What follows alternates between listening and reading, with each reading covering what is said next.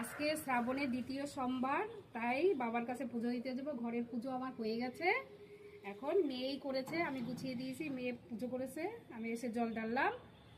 এখন দেখো কি কি নিয়েছি আমি। এই যে সাদা তিল, আজকে দ্বিতীয় সোমবার, সাদা তিল অর্পণ করতে হয় বাবাকে। প্রথম সোমবারের আস্ত গোটা চাল, আতপ চাল, আজকে দ্বিতীয় সোমবার, তাই সাদা তিল আমি নিয়ে নিয়েছি। এখানে ধুতরা ফুল, বেলপাতা হচ্ছে মেন, আর আকন্দ ফুল, আর সাদা ফুল, কারণ বাবা সাদা ফুলটাই পছন্দ করে, আর ধূপকাঠি আর মোমবাতি, এই যে কলকে দুধ আর গঙ্গার জল, আর একটা ভোগও আমি সাজিয়ে নিয়েছি। এবার চলো শিব মন্দিরে।